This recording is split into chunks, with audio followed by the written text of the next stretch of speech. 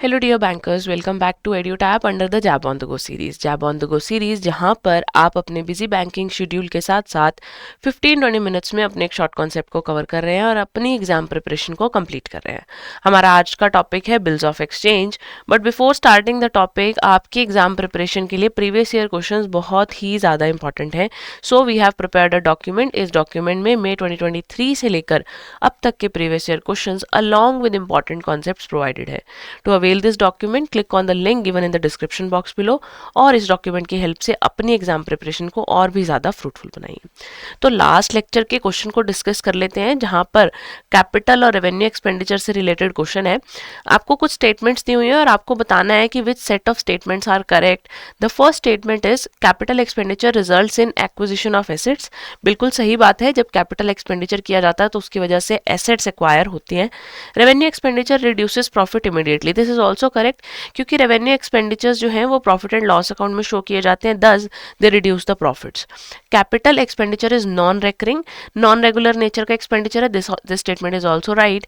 Where as revenue expenditure creates long term benefit, so this is not right. Revenue expenditure से short term और वहीं capital expenditure से long term benefits जो हैं वो create किए जाते हैं। तो हमारी फर्स्ट 3 स्टेटमेंट्स करेक्ट है। Therefore the option A would be the correct answer, 1, 2 and 3 only. Correct. Start करते हैं बिल्स ऑफ एक्सचेंज से। इंस्ट्रूमेंट ऑफ क्रेडिट की बात करते हैं। बिल्स ऑफ एक्सचेंज को हम इंस्ट्रूमेंट ऑफ क्रेडिट भी बोलते हैं। इंस्ट्रूमेंट ऑफ क्रेडिट समझने के लिए we are starting with an example. एक एग्जांपल है, एक सप्लायर और एक कस्टमर है, गीता और बबीता है। तो कस्टमर ने बोला कि उन्हें 1000 रुपीज़ के गुड्स चाहिए बट क्रेडिट पे।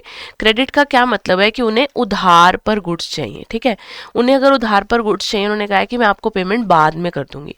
सप्लायर एग्री कर जाता है। सप्लायर ने बोला कि I will sell the goods, मैं आपको गुड्स प्रोवाइड करवा दूंगी बट मुझे क्रेडिट का एक प्रूफ चाहिए। सो सप्लायर गुड्स प्रोवाइड करवाने के लिए रेडी है, क्रेडिट पर, उधार पर, और वहीं पर कस्टमर जो है वो अभी कैश पेमेंट नहीं कर रहा, यानी ये ट्रांजैक्शन कैसे हो रही है, उधार पर हो रही है।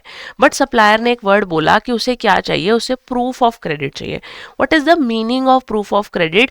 तो प्रूफ का मतलब है कोई ना कोई रिटन डॉक्यूमेंट, कुछ लिखित में चाहिए सप्लायर को, that would act an as evidence, है ना, कि वो एक एविडेंस की तरह काम करेगा फ्यूचर में अगर कस्टमर उसे पेमेंट नहीं देता है। तो यानी कि एक रिटन डॉक्यूमेंट सप्लायर डिमांड कर रहा है। उस डॉक्यूमेंट को क्या कहा जाएगा? उस डॉक्यूमेंट को कहा जाएगा instrument of credit. Clear?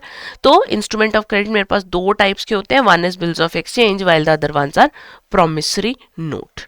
Start करते हैं बिल्स ऑफ एक्सचेंज से। वहीं उसी सेम एग्जांपल पर चलते हैं जहां पर गीता और बबीता के बीच में एक ट्रांजैक्शन हो रही थी। बबीता ने गीता से कहा कि उसे उधार पर सामान चाहिए और गीता उसके लिए एग्री कर गई थी।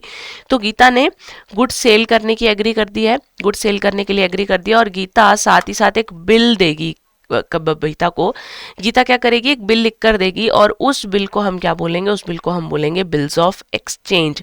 एक रिटर्न डॉक्यूमेंट जिसके ऊपर ये लिखा जाएगा कि बबीता ने कुछ गुड्स खरीदे हैं, वो गुड्स क्रेडिट पर खरीदे हैं, और इतने टाइम के बाद, एक पर्टिकुलर टाइम पीरियड के बाद, जो भी सप्लायर और कस्टमर के बीच में टाइम पीरियड एग्री किया गया है, एक पर्टिकुलर टाइम पीरियड के बाद इस जो है बिल के अगेंस्ट पेमेंट कर दी जाएगी। तो इस बिल को जिसने बनाया उसे क्या बोला जाएगा? ड्रॉअर, और जिसको ये बिल बनाकर दिया गया वो कौन होगा? ड्रॉई होगा। ठीक है, जिसने बिल बनाया यानी सप्लायर ड्रॉअर, और जिसको बिल बनाकर दिया कस्टमर, वो क्या होगा? ड्रॉई। और पेमेंट किसको रिसीव हो रही है? पेमेंट भी गीता को रिसीव हो रही है, तो पेई भी कौन होगा यहाँ पर? गीता ही आपकी पेई होंगी। बिल्स ऑफ एक्सचेंज कुछ इस तरीके का दिखता है। राइट साइड आप डेट और प्लेस लिख रहे हैं, अमाउंट लिख रहे हैं, 2 months आफ्टर डेट, यानी कि ये जो अमाउंट है 4 लाख, ये 2 months बाद पे कर दिया जाएगा। पे टू मी और माई ऑर्डर, मुझे दे दो या मेरे ऑर्डर के हिसाब से पेमेंट करोगे। The sum of 4 lakh only for value received, और कितने देने आपको? मुझे 4 लाख देने हैं। स्टैंप लगा दी जाती है। अब हमारे केस के हिसाब से जब बबीता इसे एक्सेप्ट कर लेंगी तो वो एक्सेप्ट कर कर इसे साइन कर देंगी। और ये लिखा किसने है? हमारे केस के हिसाब से गीता ने लिखा है, तो यहाँ पर कौन आ जाएंगी? गीता, और यहाँ पर कौन आ जाएंगी? बबीता। Is it clear? तो कुछ फीचर्स देख लेते हैं। बिल्स ऑफ एक्सचेंज राइटिंग में होगा, है ना, रिटर्न डॉक्यूमेंट है, रिटर्न एविडेंस है। मेकर इसे साइन करेगा, यानी इसको ड्रॉअर साइन करेगा, ठीक है। जो इसको बना रहा है बिल को, जो सेलर है, सप्लायर है गुड्स का, वो इसे साइन करेगा। एक अनकंडीशनल ऑर्डर है, बिना किसी कंडीशन का एक ऑर्डर लिखा गया है, यानी एक बिना किसी कंडीशन के एक स्टेटमेंट लिखी गई है कि आपने जो मुझसे एक पर्टिकुलर गुड्स खरीदे हैं, उन पर्टिकुलर गुड्स की पेमेंट आप 2 महीने बाद, 3 महीने बाद, 4 महीने बाद, जो भी उनके आपस में टर्म्स एंड कंडीशन सेटल की गई हैं, उनके हिसाब से जो है ये बिल ऑफ एक्सचेंज बनाया जाता है। अब ऑर्डर किस चीज़ का है? ऑर्डर है टू पे अ सम ऑफ मनी। किसको ऑर्डर दिया जा रहा है? जिसका नाम उसके ऊपर लिखा गया है। और कब के लिए दिया जा रहा है? On a fix future date, एक फिक्स फ्यूचर डेट के लिए, मतलब कि आज से लेकर 30 दिन, 40 दिन, 60 दिन, 2 महीने, 4 महीने, जो भी उनके बीच में डेट डिसाइड हुई है। तो कितनी पार्टीज हुई बिल्स ऑफ एक्सचेंज में? 3 पार्टीज हुई, ड्रॉअर, ड्रॉई और पे। यानी कि ड्रॉअर यहाँ पर कौन है? यहाँ पर ड्रॉअर है सेलर, जिसने बिल्स ऑफ एक्सचेंज बनाया है। ड्रॉई जिसने इसको एक्सेप्ट करा है, यानी कहीं ना कहीं बायर। और पेई जो है वो मोस्ट ऑफ द केसेस में तो सेलर ही होता है जिसने बिल्स ऑफ एक्सचेंज बनाया, बट सम टाइम्स सेलर ने भी किसी के पैसे देने हैं, तो सेलर इंस्ट्रक्ट करता है बायर को कि आप मेरे बिहाफ पे थर्ड पार्टी को पेमेंट कर देना, तो उस केस में पेई जो है वो कोई थर्ड पार्टी हो जाती है। क्लियर?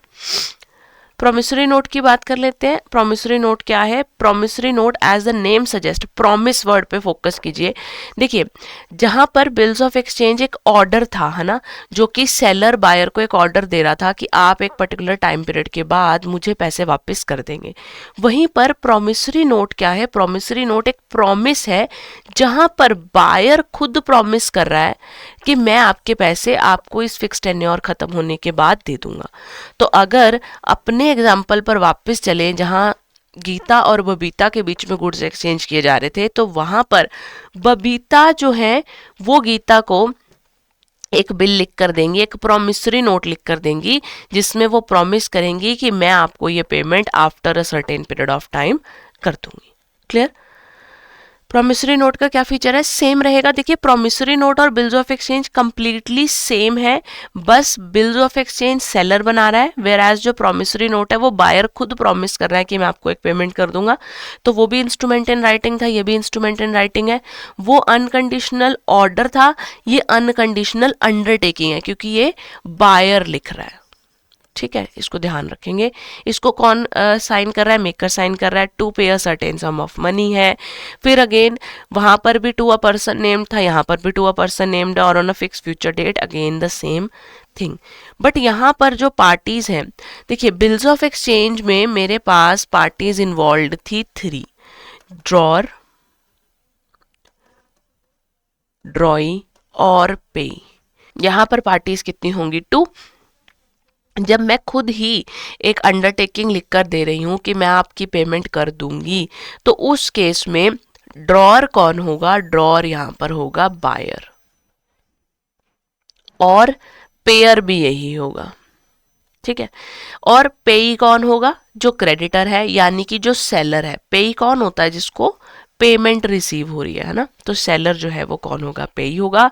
और बिल, ये प्रोमिसरी नोट किसने लिखा है? प्रोमिसरी नोट किसने ड्रॉ किया है? तो बायर ने इस प्रोमिसरी नोट को ड्रॉ किया है। क्लियर? बिल्स ऑफ एक्सचेंज और प्रोमिसरी नोट में डिफरेंस देख लेते हैं। देखिए, बार बार हम फोकस कर रहे हैं कि अनकंडीशनल ऑर्डर था, ये अनकंडीशनल प्रॉमिस है। इसको क्रेडिटर बना रहा है यानी सेलर बना रहा है, इसको डेटर बना रहा है यानी बायर बना रहा है। इसमें एक्सेप्टेंस होना जरूरी है। सेलर ने बायर के लिए बिल्स ऑफ एक्सचेंज लिखा, जब तक बायर उसको एक्सेप्ट नहीं करेगा तब तक वो एक रिटर्न एविडेंस की तरह काम नहीं करेगा, because buyer can any time deny कि मैंने इसको अभी तक एक्सेप्ट नहीं किया था।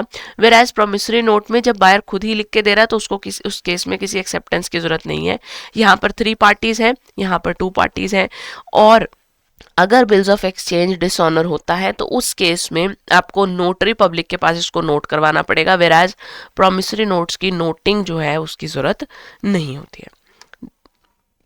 बट अगर हम अकाउंटिंग पर्पसेस के हिसाब से देखें तो बिल्स ऑफ एक्सचेंज और प्रोमिसरी नोट दोनों को सेम तरीके से अकाउंट किया जाएगा, कुछ भी डिफरेंस नहीं है। द डिफरेंस इज ओनली कि बिल्स ऑफ एक्सचेंज जो है उसको क्रेडिटर बना रहा है और क्रेडिटर जो है वहाँ पे एक अनकंडीशनल ऑर्डर दे रहा है, वेयर एज जो प्रोमिसरी नोट है वहाँ पर बायर एक अनकंडीशनल अंडरटेकिंग राइट डाउन कर रहा है। क्लियर? नेक्स्ट है हमारे पास टर्म्स एंड ड्यू डेट। तो कोई भी एक instrument which is not payable on demand और the presentment on the date is falls due, है ना। उसके बाद इसमें जो हम टर्म की बात करें, टर्म या टेन्योर ऑफ द बिल, वो पीरियड ऑफ द बिल की बात कर रहे हैं। जो हम बात कर रहे हैं जैसे 2 महीने, 3 महीने, 4 महीने, वो आपका टर्म ऑफ द बिल है। अब डेट ऑफ मेजॉरिटी को लेकर ध्यान रखेंगे। देखिए मान लीजिए अगर एक बिल 1 जनवरी को आपने राइट डाउन किया, ठीक है, फॉर 2 मंथ्स, तो 1 जनवरी के हिसाब से 2 मंथ्स बनते हैं 1 मार्च को। 1 मार्च में आप ऑलवेज 3 डेज ऑफ ग्रेस को क्या कर देंगे, ऐड कर देंगे। 3 दिन ग्रेस के ऐड करेंगे तो हमारे पास 4 मार्च इस पर्टिकुलर बिल की क्या होगी, मेच्योरिटी डेट होगी। ठीक है, हमेशा 3 ग्रेस डेज ऐड किए जाएंगे। क्लियर। उसके बाद अगर हमारी ड्यू डेट, अगर कैलकुलेशन करने पर हमारी ड्यू डेट किसी पब्लिक हॉलीडे पर आती है, वो पब्लिक हॉलीडे 26 जनवरी हो सकता है, 15 अगस्त हो सकता है, 2 अक्टूबर हो सकता है। तो अगर पब्लिक हॉलीडे को आती है तो उस केस में आप प्रीवियस वर्किंग डे को जो है बिल को मानेंगे कि बिल ड्यू हो गया है एक प्रीवियस वर्किंग डे पर। और अगर कोई इमरजेंसी सिचुएशन हो गई है, जिस वजह से कंट्री में कोई इमरजेंसी सिचुएशन हो गया है, एरिया में कोई इमरजेंसी सिचुएशन हो गई है, जिस वजह से जो है हमारी जो ड्यू डेट है वो इमरजेंसी हॉलीडे पर आकर पड़ रही है, तो उस केस में आप नेक्स्ट वर्किंग डे को ड्यू डेट मानकर चलेंगे। जो भी नेक्स्ट वर्किंग डे होगा, जितने भी दिन तक वो इमरजेंसी डिक्लेयर की गई है, वो इमरजेंसी जब खत्म हो जाएगी उसके बाद का जो नेक्स्ट डे होगा, उस डे को आपका बिल जो है वो क्या हो जाएगा, ड्यू हो जाएगा। क्लियर। चेक्स के बारे में समझ लेते हैं। चेक्स क्या है? Cheque section 6 of negotiable instrument act के अंदर चेक की डेफिनेशन दी गई है कि चेक क्या है, एक ऐसा बिल्स ऑफ एक्सचेंज है जो कि किसी एक बैंकर को लिखा जाता है टू पे समथिंग ऑन डिमांड। ठीक है, आपने जब एक चेक लिखा, किसी पर्सन को चेक लिख कर दिया, तो उस केस में आप अपने बैंक को ऑर्डर देते हो कि मेरे अकाउंट से पैसे डिडक्ट कर कर जिस पर्सन का नाम इस चेक के ऊपर लिखा है उस पर्सन को ये सर्टेन सम पे कर दिया जाए, और लास्ट में आप अपने चेक के ऊपर सिग्नेचर कर देते हो, है ना। तो चेक क्या है? चेक में जितनी भी बिल्स ऑफ एक्सचेंज की एलिमेंट्स हैं, इन जो भी रिक्वायरमेंट्स हैं, वो सभी रिक्वायरमेंट्स फुलफिल होनी चाहिए। चेक हमेशा payable to bearer on demand होगा। मतलब अगर चेक आपने सपोजिंगली चेक मुझे दिया है, तो जो मेरे पास चेक रिसीव हुआ है, मुझे जो चेक रिसीव हुआ है, जब तक मैं उसको अपने बैंक में चेक को नहीं लगाऊंगी तब तक मुझे उस पर्टिकुलर चेक से पेमेंट रिसीव नहीं होगी। यानी कि डिमांड पे पेमेंट होगी। जिस दिन वो चेक लगाया जाएगा उस दिन के हिसाब से उस पर्टिकुलर चेक के अगेंस्ट पेमेंट मुझे रिसीव होगी। ठीक है, बैंकर का नाम चेक के ऊपर लिखा होता है। सिग्नेचर्स जो हैं वो बैंक टैली करता है। जब आपने मुझे चेक लिख कर दिया तो आपने जब चेक के ऊपर सिग्नेचर्स किए तो उस सिग्नेचर्स को वेरीफाई किया जाता है कि क्या ये सिग्नेचर उस पर्टिकुलर अकाउंट होल्डर के हैं भी है या नहीं है। चेक के ऊपर एक डेट लिखी जाती है और उस पर्टिकुलर डेट के बाद ही वो चेक जो है वो बैंक में अप्लाई किया जा सकता है। और चेक जो है वो फ्यूचर डेट के ऊपर अगर लिखा गया है, मान लीजिए आपने मुझे आज चेक दे दिया, हमारे बीच में कुछ ट्रांजैक्शन हुई, आपने मुझे आज चेक दे दिया और आपने मुझे कहा उस चेक के ऊपर लिख के, सपोजिंगली मान लीजिए कि आपने उस चेक के ऊपर 15 मार्च डेट लिखी है। ठीक है, आपने उस चेक के ऊपर लिखा कि ये मैम मैंने आपको चेक दिया है 15 मार्च का, आप इसको अपने बैंक में 15 के बाद लगाइएगा। ठीक है, तो 15 डेट से पहले मैं उस चेक को अगर अपने बैंक में लगाऊंगी तो वह वैलिड कंसीडर नहीं होगा, बिकॉज आपने जो फ्यूचर डेट 15 मार्च मुझे लिख कर दिया है, 15 मार्च के बाद ही वो चेक क्रेडिट हो सकता है। क्लियर। बिल्स ऑफ एक्सचेंज और चेक में क्या डिफरेंस हुआ? तो यहाँ पर किसी भी पर्सन के ऊपर बिल्स ऑफ एक्सचेंज को ड्रॉ किया जा सकता है इंक्लूडिंग बैंक, लेकिन चेक को सिर्फ और सिर्फ बैंक को ही ड्रॉ किया जा सकता है। बिल्स ऑफ एक्सचेंज में एक्सेप्टेंस जरूरी है, चेक में एक्सेप्टेंस की रिक्वायरमेंट नहीं है। बिल्स ऑफ एक्सचेंज में 3 डेज ऑफ ग्रेस दिए जाएंगे, बल्कि चेक में डिमांड पर पेमेंट होगी। जिस दिन मैंने वो चेक लगाया उस दिन वो पर्टिकुलर पेमेंट हो जाएगी। बिल्स ऑफ एक्सचेंज के ऊपर स्टैंप होना जरूरी है और चेक के ऊपर सिग्नेचर्स होते हैं, स्टैंप की जरूरत नहीं है। Notice of dishonour bill of exchange में हम देते हैं, वेराज जो हमारे पास चेक है उस केस में हम नोटिस ऑफ डिसऑनर प्रोवाइड नहीं करवाते हैं नोटरी पब्लिक को। क्लियर। तो चलिए, जो हमारे इंस्ट्रूमेंट ऑफ क्रेडिट हैं, जहाँ पर bills of exchange, promissory note की हम बात कर रहे हैं, इसमें जो भी अकाउंट्स इन्वॉल्व होंगे वो हमेशा कौन से अकाउंट्स इन्वॉल्व होंगे? रिप्रेजेंटेटिव पर्सनल अकाउंट्स इन्वॉल्व होंगे। जो सप्लायर है वो कौन होंगे? वो क्रेडिटर होंगे और उन्हें मनी फ्यूचर में रिसीव की जाएगी। वो अपने पास जब ट्रांजेक्शन को रिकॉर्ड करेंगे तो उसको क्या लिखेंगे? बिल्स रिसीवेबल लिखेंगे, क्योंकि बिल्स रिसीवेबल उनके लिए क्या है? एक एसेट की तरह है जिससे उन्हें पर्टिकुलर पेमेंट रिसीव होगी। वेराज जो कस्टमर है वो डेटर है जिनको फ्यूचर में पेमेंट करनी है, ये इसको बिल्स पेबल की तरह रिकॉर्ड करेंगे, क्योंकि ये उनके लिए क्या है? एक लायबिलिटी है। अकाउंटिंग कर लेते हैं, किस तरीके से बिल्स ऑफ एक्सचेंज की अकाउंटिंग होगी।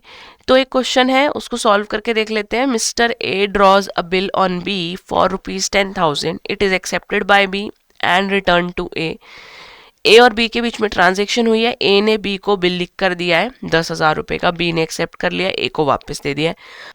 अब आपको ए और बी दोनों की बुक्स में अलग अलग केसेस में एंट्री करनी है। अगर if A retains the bill and payment is received on due date, पहले हम मिस्टर ए की बुक्स की बात कर लेते हैं, फिर बी की बुक्स की बात करते हैं।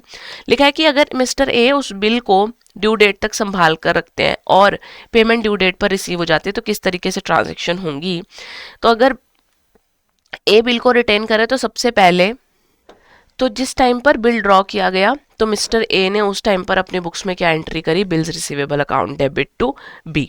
बिल्स रिसीवेबल उनके लिए एक रिसीट है जिसके अगेंस्ट उन्हें मनी रिसीव होगी, और बी जो है वो उन्हें उस पर्टिकुलर मनी को प्रोवाइड करवाएंगे, तो एंट्री हो जाएगी bills receivable account debit to B. और वहीं पर जब इस बिल के अगेंस्ट उन्हें पेमेंट रिसीव हो जाएगी तो वो कैश को डेबिट कर देंगे, डेबिट व्हाट कम्स इन, और बिल्स रिसीवेबल को क्रेडिट कर देंगे, क्योंकि उन्हें बिल्स रिसीवेबल के अगेंस्ट कैश रिसीव हुआ है, कितने का? 10,000 रुपीज का। क्लियर? इजी था काफी। फिर अगर ए बिल को डिस्काउंट करवा रहे हैं बैंक से बिफोर द ड्यू डेट, देखिए जिस टाइम पर बिल ड्रॉ हुआ सेम एंट्री होगी हर केस में, bills receivable account debit to B. आप हमेशा बिल्स रिसीवेबल को डेबिट करेंगे और जिस पर्सन से आपको पेमेंट रिसीव होनी है उस पर्टिकुलर पर्सन को क्या कर दिया जाएगा? क्रेडिट कर दिया जाएगा। अब अगर ए ने बिल डिस्काउंट करवाया बैंक से, देखिए क्या हुआ कि मान लीजिए ये जो बिल है ये 2 महीने के लिए इशू किया गया और मिस्टर ए को 2 महीने से पहले पैसों की जरूरत पड़ गई, तो मिस्टर ए ने क्या किया? अपने बैंक में वो बिल जो है सबमिट करवाया और उस बिल के अगेंस्ट बैंक ने कुछ चार्जेस डिडक्ट करने के बाद, डिस्काउंटिंग चार्जेस डिडक्ट करने के बाद ए को इमीडिएट पेमेंट कर दी। ए को पैसे आज ही मिल गए, ए की जरूरत कंप्लीट हो गई, ए की जरूरत पूरी हो गई, और वहीं पर बी से जब पैसे आएंगे तो वो बैंक के पास चले जाएंगे, ए को उस टाइम पर पेमेंट रिसीव नहीं होगी। तो बैंक ने 9800 का बिल दिया है उन्हें डिस्काउंट करवाकर, तो जिस टाइम पर ए ने बिल डिस्काउंट करवाया तो क्या जर्नल एंट्री होगी कि बैंक अकाउंट डेबिट हो जाएगा, बैंक से पेमेंट रिसीव हो रही है 9800, डिस्काउंटिंग चार्जेस एक मेरे लिए क्या है? एक्सपेंस है, या यू कैन से मेरे लिए एक तरीके से लॉस है, तो लॉस भी क्या हो जाएगा? डेबिट हो जाएगा। और किसके अगेंस्ट पेमेंट रिसीव हो रही है? तो बिल्स रिसीवेबल के अगेंस्ट हो रही है, तो बिल्स रिसीवेबल के जो है वो इस यहाँ पर क्या हो जाएगा? 10,000 रुपीज से क्रेडिट हो जाएगा। वहीं पर जिस टाइम पर पेमेंट होनी थी एक्चुअल में, उस टाइम पर अब ए की बुक्स में कोई भी एंट्री नहीं की जाएगी। क्लियर? थर्ड केस को डिस्कस करते हैं, जहां पर ए ने बैंक में बिल भेज दिया कलेक्शन के लिए। देखिए डिस्काउंटिंग कराना कुछ और है, डिस्काउंट कराने का मतलब है उसने पेमेंट पहले बैंक से ले ली, बिल बैंक में कलेक्शन के लिए भेजा, मतलब ए के बिहाफ पर बैंक पैसे कलेक्ट कर लेगा, नथिंग एल्स। तो जिस टाइम पर बिल ड्रॉ हुआ बिल्स रिसीवेबल टू बी, जब बैंक में बिल भेज दिया कलेक्शन के लिए तो एंट्री कर दी जाती है bills sent for collection account debit to bills receivable, और जब इससे पेमेंट आ जाएगी तो बैंक डेबिट हो जाएगा और bill Saint for collection account क्या हो जाएगा? क्रेडिट हो जाएगा।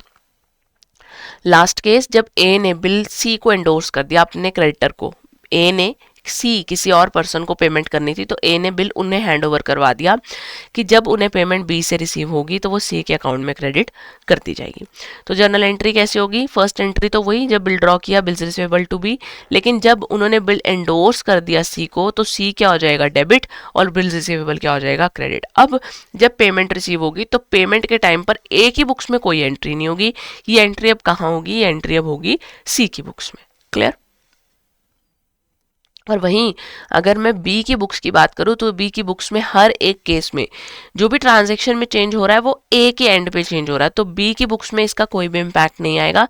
बी की बुक्स में जब उन्होंने बिल एक्सेप्ट किया तो A account debit to bills payable, और जब उन्होंने payment bills payable to bank simple entry कर दी जाएगी, कोई भी चेंज जो है वो बी की बुक्स में नहीं होगा। क्लियर? तो आइए क्वेश्चन कर लेते हैं आज वाले कंसेप्ट को रिवाइज करने के लिए। On 1 July 2025 R sold goods to S for 30,000 and on the same date R drew a bill on S for 3 months. 1 जुलाई को आर ने एस को गुड्स सेल करे 30,000 के, और आर ने एस के ऊपर बिल ड्रॉ कर दिया 3 मंथ्स का, जिसको एस ने एक्सेप्ट भी कर लिया। 10 जुलाई को आर को पैसों की जरूरत पड़ी तो आर ने बिल को डिस्काउंट करवा लिया बैंक से, कितने का? 29,400 का। बिल जो है it was honoured on maturity, मतलब मेच्योरिटी पर इसकी पेमेंट हो गई है। तो वो बोल रहे हैं कि आपको जर्नल एंट्री देनी है डिस्काउंटिंग वाली डेट की। देखिए, जब बिल इशू किया आर ने तो उस टाइम पर आर ने क्या जर्नल एंट्री की होगी? आर ने एंट्री की होगी bills receivable account debit to S. ठीक है, फिर जब आर ने बैंक से बिल डिस्काउंट करवाया होगा तो जर्नल एंट्री क्या की होगी? बैंक अकाउंट डेबिट, क्योंकि बैंक से पैसे आ रहे हैं। डिस्काउंटिंग चार्जेस अकाउंट डेबिट, क्योंकि डिस्काउंट एक तरीके से उसे लॉस हो रहा है। And to bills receivable account, ये जर्नल एंट्री होगी। अब उन्हें बैंक से कितने पैसे रिसीव हुए हैं? 29,400, और बिल कितने का था? 30,000 का, यानी डिस्काउंटिंग चार्जेस कितने हो गए? 600। तो जर्नल एंट्री मैच कर लो। आपके पास ऑप्शन बी जो है that would be the correct answer for this particular question. Clear? Next is if the due date of the bill falls on a public holiday. अगर due date public holiday पर आएगी तो payment किस दिन की जाएगी?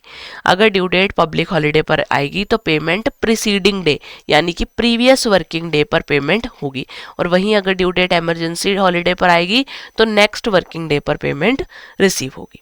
So this question is for you. आप इस क्वेश्चन को सॉल्व कर कर इसका आंसर कमेंट बॉक्स में जरूर लिखेंगे।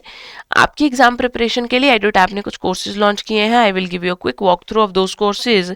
For that you have to visit your browser, और वहां पर आप सर्च करेंगे edutap.co.in। एड्यूटैप की वेबसाइट पर जाएंगे, कोर्सेज सेक्शन में जाएंगे, जैब कोर्सेज पर क्लिक करेंगे, and there you will find all the courses which are offered by EduTap for JAB। यहाँ पर आपको complete full package master course मिल जाएगा, जिसमें आपकी हर सब्जेक्ट से related live classes, concept classes, previous year question, full length mock test और चैप्टर वाइज मॉक टेस्ट होंगे। तो एक कंप्लीट वन स्टॉप सॉल्यूशन है, एक ही जगह पर आपकी पूरे जैब सिलेबस की प्रिपरेशन हो जाएगी अलॉन्ग विद एमसीक्यू प्रैक्टिस। वहीं पर अगर आप हमारे साथ स्पीडीली प्रिपरेशन करना चाहते हैं तो आप हमारे लाइव क्रैश कोर्स बैच 4 को ज्वाइन कर सकते हैं, जहां पर आपको live classes, previous year question, full length mock test और चैप्टर वाइज मॉक टेस्ट मिल जाएंगे। यहाँ पर आपको मेंटर टॉक का ऑप्शन भी मिलेगा वीकली बेसिस पर, जिसकी हेल्प से आप अपने टीचर्स के साथ इंटरैक्ट कर सकते हैं। वहीं पर अगर आपको लगता है कि आपको सिर्फ एमसीक्यू प्रैक्टिस करनी है तो आप उसके लिए हमारी टेस्ट सीरीज को ज्वाइन कर सकते हैं, और अगर आपको सब्जेक्ट स्पेसिफिक प्रिपरेशन करनी है तो इंडिविजुअल सब्जेक्ट के मास्टर कोर्सेज भी अवेलेबल है। आप इन मास्टर कोर्सेज को भी ज्वाइन कर सकते हैं और अपनी एग्जाम प्रिपरेशन को कवर अप कर सकते हैं। जब भी आप इन कोर्सेज के लिए अप्लाई करें तो उस टाइम का प्रिवेलेंट डिस्काउंट कूपन लगाना ना भूलें, सो दैट आपको मैक्सिमम डिस्काउंट मिल पाए। आज के सेशन से रिलेटेड अगर आपको कोई भी डाउट हो, you can write down in the comment, और you can even call us और ईमेल अस at hello@edutap.co.in। मिलते हैं अगले JAIIB on the go session में। पढ़ाई जहां रुकती नहीं, साथ चलती है।